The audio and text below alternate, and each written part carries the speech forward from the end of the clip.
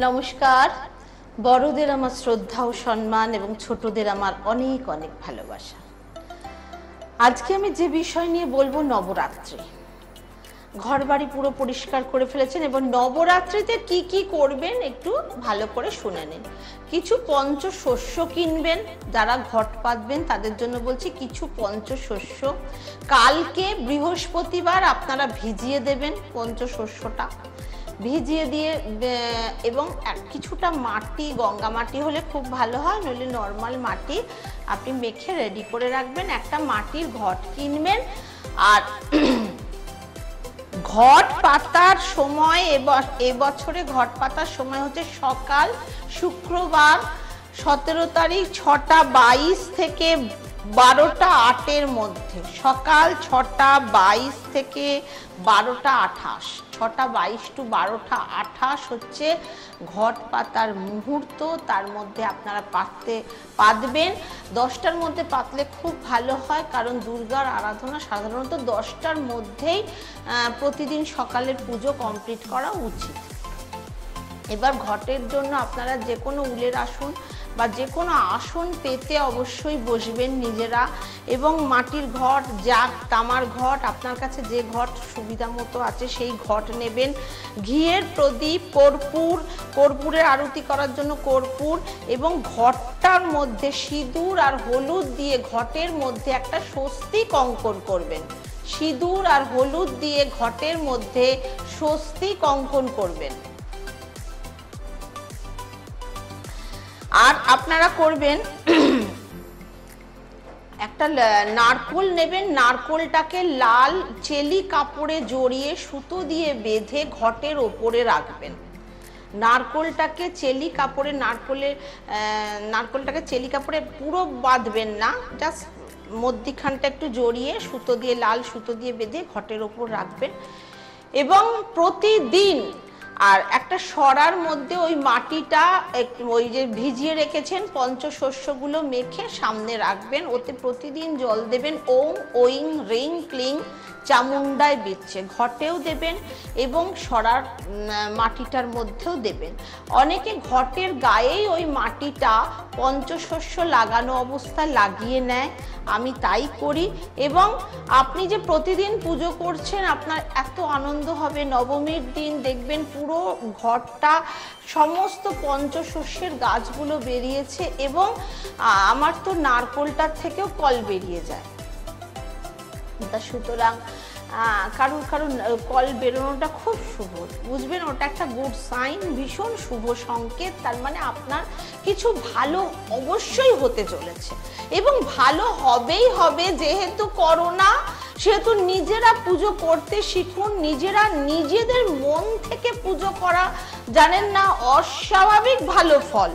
কোলাহলে সবার সাথে গিয়ে অঞ্জলি দিলাম, ভালো ড্রেস পরে অঞ্জলি দিয়ে এলাম, সেটা আলাদা। কিন্তু আপনি যদি নিজের থেকে করেন, হ্যাঁ, এবং নিজের থেকে জপ করেন, নিজের থেকে আরাধনা করেন, তার উপায় হচ্ছে আরো ভালো। আমাদের চক্র, যে কটা চক্র আছে, স্বাধিষ্ঠান চক্র, মণিপুর, অনাহত, বিশুদ্ধি, আজ্ঞা, প্রত্যেকটা চক্র সহস্রধার, প্রত্যেকটা চক্রে আপনি 11 বার করে মন্ত্রটা জপ করবেন। মূলাধার চক্র হচ্ছে আপনাদের মানে একদম টেল অফ বোন, মানে আপনার একদম যে মেরুদণ্ডের শেষ প্রান্তটা হচ্ছে মূলাধার চক্র। কিছু না পারলে আপনি শিবা বললেও জপ করতে পারেন।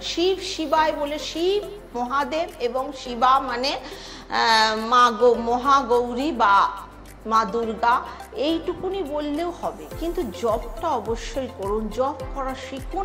আপনাদের মধ্যে যখন আপনি মূলাধার চক্রে 11 বার ওং ঐং রিং ক্লিং চামুন্ডায় বিচ্ছে বলছেন, জোরে আপনি নিঃশ্বাস নেবেন, এবং আপনি নিঃশ্বাসের সাথে এমনভাবে নিঃশ্বাসটা নেবেন যাতে মা দুর্গার সমস্ত শক্তির কিছুটা অংশ আপনার শরীরে যেন চলে যায়। এবং যখন আপনি নিঃশ্বাস ত্যাগ করবেন, তখন আপনার শরীরের সমস্ত টক্সিন আপনি বার করে দেওয়ার চেষ্টা করবেন। যত রকম আপনার রাগ, জেদ, ঘৃণা, আপনার কষ্ট, দুঃখ, আপনার না পাওয়ার যন্ত্রণা, সব ওই মন্ত্রের মাধ্যমে, নিঃশ্বাসের মাধ্যমে আপনি বার করে দিন। ওম ঐং হ্রিং ক্লিং চামুন্ডায় বিচ্ছে বলে জোরে নিঃশ্বাস নিলেন এবং আপনি মনে করবেন মা দুর্গাকে একদম ভিজুয়ালাইজেশনের মাধ্যমে চিন্তা করবেন, চিন্তা করে আপনি সমস্ত শক্তিটাকে নেওয়ার চেষ্টা করবেন এবং আপনার শরীরের সমস্ত নেগেটিভিটি, সমস্ত টক্সিন আপনি যেন ত্যাগ করে দিচ্ছেন। এইভাবে পরপর চক্রে আপনি 11 বার করে জপ করবেন। প্রথমে মূলাধার চক্র, তারপরে মণিপুর চক্র, অনাহুত চক্র, বিশুদ্ধি চক্র, আজ্ঞা, সহস্রধার, এইভাবে আপনি করবেন। আবার রিভার্সে যাবেন, সহস্রধার, আগ্রা, বিশুদ্ধি, অনাহত, মণিপুর, স্বাধিষ্ঠান, এইভাবে আপনি জপ করুন। দেখবেন আপনার এবং ওং দুর্গে দেবী চৈতন্য ভব, জাগ্রত ভব, প্রসন্ন ভব, বরদা ভব। ওং দুর্গে দেবী চৈতন্য ভব, জাগ্রত ভব, প্রসন্ন ভব, বরদা ভব। এই মন্ত্রটা লাস্ট 3 বার জপ করবেন, যাতে আপনার মধ্যে চৈতন্য জাগে, মা দেবী যাতে আপনাকে বরদান প্রাপ্ত করে, সেই আশীর্বাদ আপনারা চেয়ে নেবেন। যত আপনি নমস্কার করবেন তত আপনি চমৎকার দেখবেন, যত আপনি মা দুর্গার কাছে এই মন্ত্র জপ করবেন তত চমৎকার দেখতে পারবেন। করোনা চলছে, বাড়ি থেকে বেশি বেরোবেন না, বাইরে কোলাহল, যা কিছু খাবার আপনি বাড়িতে খান, কিন্তু যত কোলাহলে আবদ্ধ থাকবেন ফ্যামিলির কেউ না কেউ করোনাটাকেই আবাহন জানাবেন। তার থেকে এবার পুজোটা অন্যরকম হোক না। আমাদের জীবন কাণ্ড আমরা তো সবকিছুই নিজেরা করা শিখে গেছি, করোনা আমাদের শিখিয়ে দিয়েছে, সুতরাং পুজোটাও করা শিখি না। একবার আপনারা করে দেখুন, অদ্ভুত আনন্দ পাবেন এবং এত পজিটিভিটি আপনার মধ্যে আসবে, আপনার কোনো কাজই কাজ মনে হবে না। আপনি একদম নিজস্ব মনে সমস্ত কিছু আমি পারবই, এই ভাবনাটা আপনার মধ্যে চলে আসবে, একটা অশেষ কৃপা আপনারা পাবেন। তাহলে আপনারা সব সময় যে মন্ত্রটা বুঝতে পারছেন না সেটা আপনার রিভার্সে গিয়ে ইউটিউবে দেয়া থাকবে, পরপর প্রতিদিনের পুজো, প্রতিদিনের মন্ত্র, প্রতিদিন কি ভগবানকে ভোগ দেবেন, ভোগ তেমন কিছু না, মেনলি মেন্টালি আরাধনা, মেন্টালি কিছুক্ষণ ঘন্টাখানেক জপ করার কথাই আমি বলছি, কারণ করোনা বেশি কিছু করা সম্ভব না। আর দেবী কিন্তু বেশি কিছু করতেও কাউকে বলেন না, অল্পেই সন্তুষ্ট। আমি যে পরপর আপনারা দেখতে থাকুন কালকে কি কি কোন দেবীর জন্য কি ভোগ দেবেন সেটা পরিষ্কার ডিটেলসে বলে দেবো আগামীকাল। আপনারা যদি আপনাদের সৌভাগ্য বৃদ্ধি করতে চান, আপনাদের দেবী দুর্গার আরাধনা করুন। স্ক্রিনে দেখুন, নবরাত্রি 9টা দিন ধরে দেবী যেসব দেবীদের পুজো হবে, প্রথম হচ্ছে শৈলপুত্রী, প্রথম শৈলপুত্রী, তারপরে হবে দেবী ব্রহ্মচারিণী, প্রথম দিন পুজো হবে 17 তারিখ শৈলপুত্রী, দেবী শৈলপুত্রীর পুজো হবে। দ্বিতীয় দিন হবে দেবী ব্রহ্মচারিণীর পুজো, তৃতীয় দিন হবে মাতা চন্দ্রঘণ্টার পুজো, তারপরে হবে মাতা কুষ্মান্ডার পুজো, তারপরে হবে মাতা স্কন্দ মাতার পুজো, তারপরে ষষ্ঠীতে মাতা কাত্যায়নী, সপ্তমীতে কালরাত্রি এবং অষ্টমীতে হবে মহাগৌরী, নবমীতে সিদ্ধিদাত্রী। সুতরাং এইভাবে 9 দিন ব্যাপী 9টা দেবীর পুজো হবে। প্রত্যেক পুজোর মন্ত্র আপনারা দেখতে থাকুন, ইউটিউবে সুখের চাকা দেখতে থাকুন, সুখের চাকায় আমি ডিটেলসে দিয়ে দেবো প্রত্যেক দিনের মন্ত্র। যদি আপনাদের সৌভাগ্য বৃদ্ধি করতে চান, তার মন্ত্র হচ্ছে দেহি সৌভাগ্য আরোগ্যম, দেহি মে পরমম সুখম, রূপং দেহি, জয়ং দেহি, যশ দেহি, দিশো জহি। এই মন্ত্রটা অবশ্যই যাদের ভাগ্যোন্নতি চাইছেন, সৌভাগ্য বৃদ্ধি করতে চাইছেন, তারা অবশ্যই এই মন্ত্র জপ করবেন। যাদের প্রচন্ড বাণীদোষ, কথায় কথায় অশ্লীল শব্দ বেরোয় এবং মুখে মিষ্টতা নেই, কর্কশ স্বর বেরোচ্ছে, তারা অবশ্যই ওং বাগবাদিনী সহা বলে আপনারা আহুতি দিতে পারেন, বা ওং বাগবাদিনী নমঃ। ওং বাগবাদিনী নমঃ এই জপ যদি আপনারা করেন তাহলে অবশ্যই মানে আপনাদের বাক্য মধুরতা ফিরে আসবে, সুন্দর কথা বলতে পারবেন, মানুষ ইমপ্রেস হবে, সেই রকম ভাষা আপনাদের মধ্যে চলে আসবে। সুতরাং ভাষা, আমি প্রতি সময় বলেছি, ভাষা আপনার উন্নতির মাপকাঠি।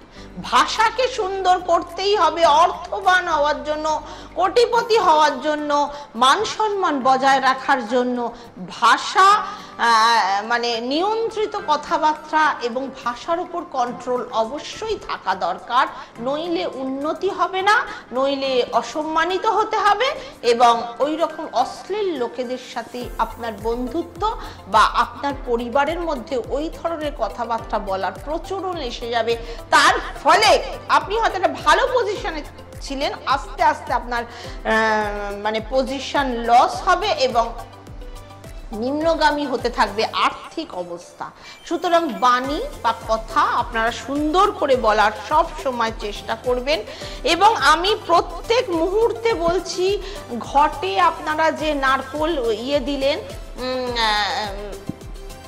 লাল শালুতে জড়িয়ে নারকোল বসালেন এবং নিয়মিত জপ ওম ঐং হ্রিং ক্লিং চামুণ্ডায় বিচ্ছে আপনারা করবেন।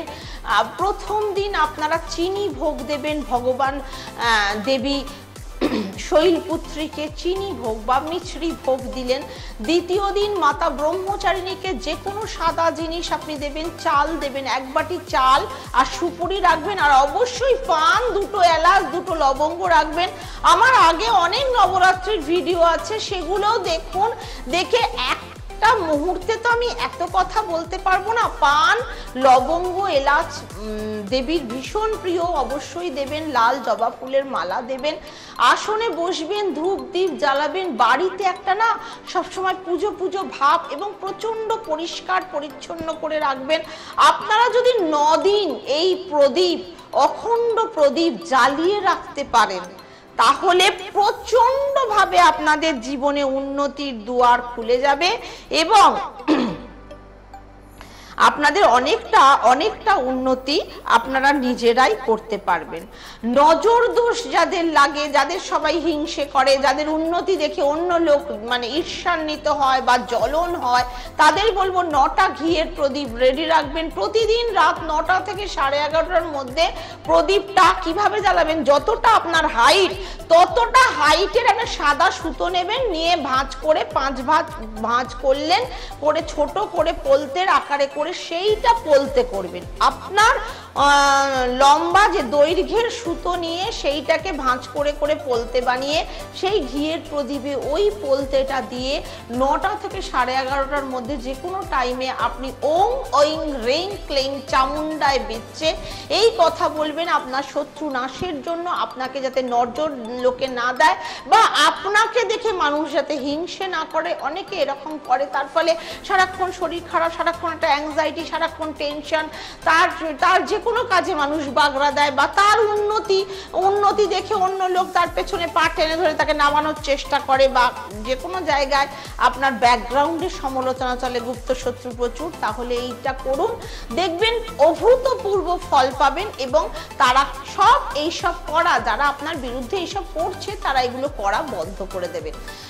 আপনারা অবশ্যই ইউটিউবে সুখের চাকা দেখতে থাকুন, সাবস্ক্রাইব করুন এবং বেল আইকন প্রেস করুন। আর যাদের প্রচন্ড ডিস্টার্ব অবস্থা চলছে, এর মধ্যে যারা অনলাইন সার্ভিস নিতে চান, তারা আমার হোয়াটসঅ্যাপ নাম্বার 9830723339 যোগাযোগ করুন। সুখে থাকুন, ভালো থাকুন। এই নবরাত্রিতে আমার অনুরোধ, প্রত্যেকেই দেবী দুর্গার সামনে জপ করুন, অন্যভাবে নবরাত্রিকে বা দেবী দুর্গাকে, মা চণ্ডীকে আহ্বান জানান এবং বেশি বাইরে বেরোবেন না। আমার অনুরোধ, বেশি বাইরে বেরোবেন না, বাইরের খাবার, রাস্তার খাবার একদম খাবেন না।